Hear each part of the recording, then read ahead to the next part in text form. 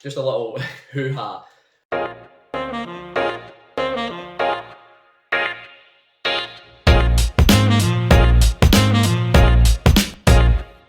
Hey, how's it going? And welcome to Whisky Whims with me, Stuart. Today we're going to be reviewing Longrow Red 11-year-old Pinot Noir, kind of finished, and it was released in 2019. Bottled at 53.1% ABV, non-chill filtered, no added colouring, and I believe when this came out it was about £65 to £70, and I picked mine up off the auction for £90. So a little bit of an increase, but not too much, fortunately. So it's the peated springbank release. It's 2.5 times, no sorry, it's double distilled, I'm pretty sure. Imagine being a fan of springbank and not being able to distinguish which one's double matured. Pretty sure springbank's 2.5 times matured. This is double and hazelburn's 3. Anyway, it's 2 times matured, it's heavily peated, springbank's just lightly peated, and then hazelburn's not peated at all. The Longrow Red series, I made a comment about this a while ago saying that I'm sure this came about to do with an Australian wine company whose name is also Longrow, 2 separate words, and Springbank got in contact with them because of some obviously copyright infringement and stuff, and they accepted some wine casks as a courtesy to not do any like lawsuit stuff or anything like that. I asked someone about this at Springbank, so I heard it from someone at Springbank. They told me it was true. I asked someone about Springbank at Springbank. They said it wasn't true, and then we done a virtual live first festival tasting on YouTube with Springbank, and they then said it themselves. So it must be true. It was true, and I was a bit gutted that I went round in circles. But anyway, just a little hoo-ha. So yeah, we'll get right down to this. It's 8 years in bourbon, and then 3 years in red wine Pinot Noir. So it's not really a finish. It is a finish, but I don't know if I would consider that a finish. I would really consider something 12 months or less a finish. But yeah, we'll get right down to the nose. Oh, initially there's a nice Longrow characteristic about this. Quite peaty, dunnage, dusty, kind of fusty. However, when you leave it for a bit in the glass, I have had this sitting for a while, and when you leave this in the glass a little bit, let it open up, you get a lot of sweetness, a lot of those kind of red, sticky scents from the red wine. Some red cherries, like gummy sweets. I don't know if it'd be kind of like wine gums or gummy bears, those kind of sweets. A tart raspberry smell. Some waxiness, as well as a real familiar engine oil scent. I think I've said WD before and engine oil before, possibly.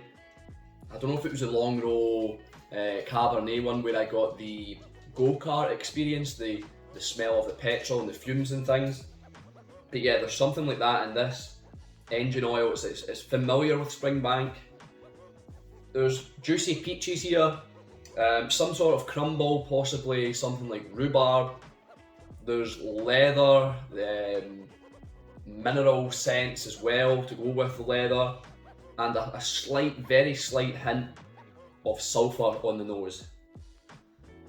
A lot going on, a lot of depth, a lot of complexity. But yeah, it's amazing how much is going on in this. So we'll get down to the palate.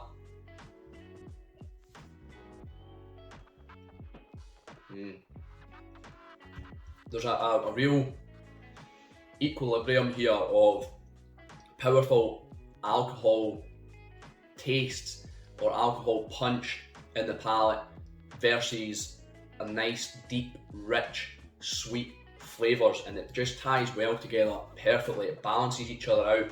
So you've got this initial hit of powerful alcohol and then a nice, rich balance.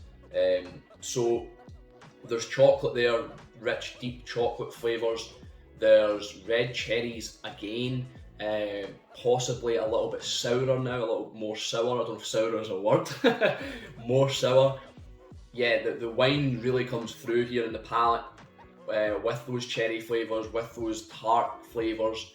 Possibly some more leather, more rhubarb, more peaches from the nose. The leather feels quite consistent in this, the palate and the nose. There's cranberries again.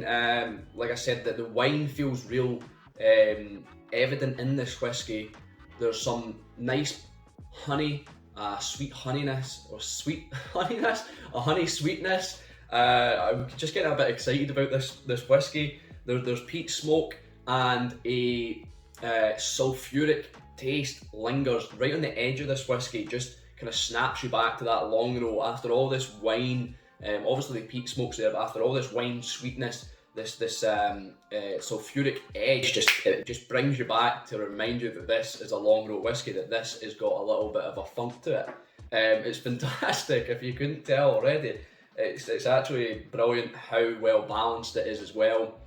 The contrast between the wine and the peat is just amazing, or the wine and the Longrow character.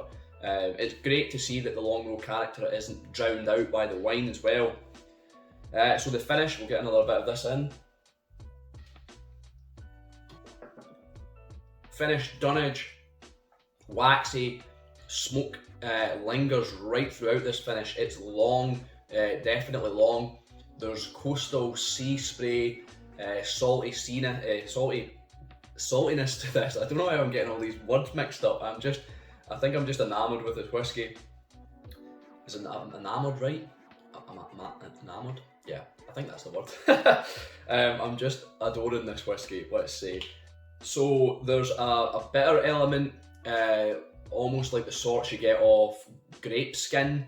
Like I think I said, wood. There's wood there for sure. A kind of oakiness, but it's not overpowering or anything like that. And more leather on the finish as well. So it's quite consistent with the palate and the nose and the finish, all having this leather constant throughout it.